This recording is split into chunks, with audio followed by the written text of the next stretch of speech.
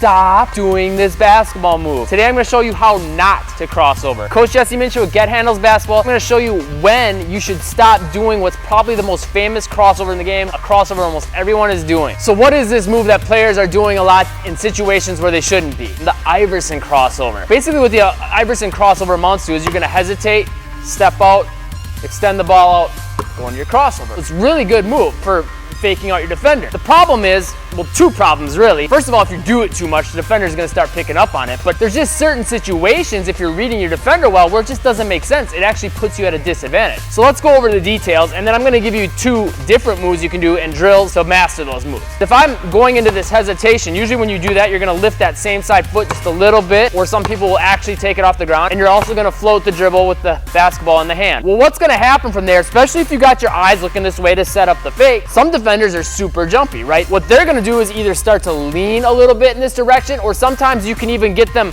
starting to step to this direction, and if you can catch them mid-step, now they have to take the time to plant this foot down, and if you're already going this way before they've got this foot down, you're gonna have a big advantage over them. So this is what I see with players a lot. They'll get going to this hesitation, their eyes will start going this way because they want to set up that fake. Defender starts leaning or moving this way, and the offensive player will continue to go into this step, bring the ball all the way out here, right? It takes all that time to get the ball out here. It takes all that time to step out here. Basketball's a game of milliseconds, so maybe to you it doesn't seem like a big deal, but it matters to get those angles. On top of that, you've also put yourself squared right in front of the defender. So they're back in their path, they got their foot down, and now they can potentially get back in front of you. It doesn't make sense. It's a waste of time, it's a waste of energy, and it's putting you at a disadvantage. So let's talk about two different moves that you can do instead. Before we get into them though, if you're digging the video, make sure you click that subscribe button and get on that notification squad. You can catch the newest videos the second they come out. So there's two different moves that you can do instead of the Iverson cross, what would make a lot more sense. The first one's called the stab cross. Click that like button if you're digging that name. When you come from this hesitation, if you see your defender starting to move that way, and you've got the angle to get past them, but you feel like you need to give them just that little bit extra fake just to get them moving that way, but it doesn't make sense to go into this big motion. All you're gonna do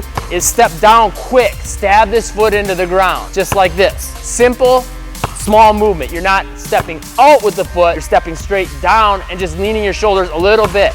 It's much tinier, much quicker movement. The goal is to get that foot back on the ground as quick as you can and just lean the shoulders a little bit to shift the defender that little bit more that you need to get the angle. From there, all you're gonna do is push the ball to crossover right away. Now you could do more of a side-to-side crossover, but typically what's gonna happen is if you get the defender shifting that way, you're gonna have a nice clear path into the lane. So I would do a little bit more of a push crossover. So your hand's a little bit more behind the ball like this and just pushing it forward versus more of a side-to-side motion. You wanna start to get this angle forward to get the advantage on them so you can seal them. If you come side-to-side, that's wasted energy because now they can slide back in front of you and you just lost that opportunity to get past them again. You can master the stab cross using either a wall or with a line. I like using the wall though because it really forces you to make sure that step is short versus out like you always do that Iverson cross to kind of break you out of that pattern. That's one of the big things that keeps players from having the option of going into both. They're so used to doing that Iverson cross that it just automatically happens. All you're gonna do with this is go into the hesitation. Make sure your feet are close to the wall. You don't wanna be way out here because now again, you're essentially making it the Iverson cross. So you wanna make sure your feet are just about shoulder width apart, maybe a little bit more, but not much more than that. Key point to focus on is the foot that's further from the wall, right? Because that puts you in a position where you can't step out with this other foot. Now all you're gonna do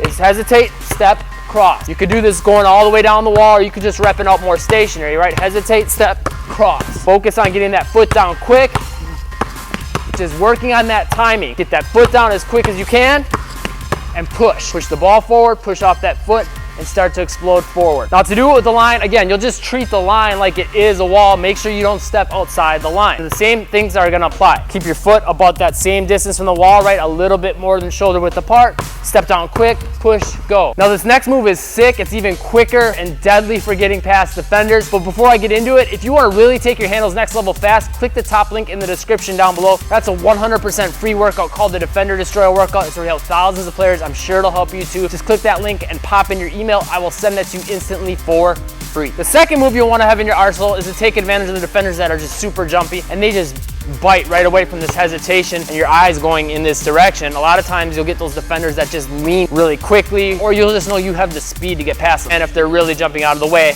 you don't have time to do all this extra motion with even the foot coming down. You want to make it even quicker. But what we're going to do is the pivot cross. Come from this hesitation and move this foot directly forward. Difference in footwork, difference in timing. The stab cross is different from the Iverson cross because that one you're stepping out. The stab cross, you're basically having the foot come straight down. This one, you're just bringing the foot straight across and pivoting on this foot. So notice how the body turns, and that's a key point to pay attention to because you don't want to just throw it out like this. Now the ball's exposed. But if I pivot more, now I'm protecting the basketball with my body. Slight difference in the angling of your hips and your body and the ball positioning, but it'll make a big difference so you don't get the ball ripped. We're pushing the ball a little bit forward, but a little bit more to the side and really focusing on turning our hips more into it. That's pretty much it. So of course, I got a drill for you to help you master this move as well. But leave me a comment down below. Let me know who you think is the best player in the game at varying just the basic crossover depending on the game situation. A drill you can do to master the pivot cross is set up 2 cones so they're about shoulder width apart, just a little bit more than that. You're gonna use those as markers to know where your feet should be lining up, but also something to work around. In the game of basketball, the court's not empty. And then on top of that, you're gonna have 1 cone right in between the 2. Straight line, you want this cone right in the middle between them. A good long step in front of them because we're gonna be using this as another marker to make sure, number 1, that we're taking a good long step, but number 2, that we're protecting the basketball on that step. You wanna make sure you're pushing the basketball to the opposite side. So if we're going left hand to right, we wanna make sure we're pushing it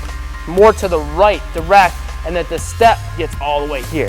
Notice how the basketball ends up about equal distance between those 2 cones. So push the basketball quick and step hard. That puts the basketball right here now where it's well protected. I have different options I can go into from there. A lot of times you'll be able to keep going past your defender, but maybe there's help defense there. This will get you in the habit of then being able to step back up and read what your next best option is. Now with all these drills, of course, you want to do them going both ways, right? So same thing, you would do the opposite.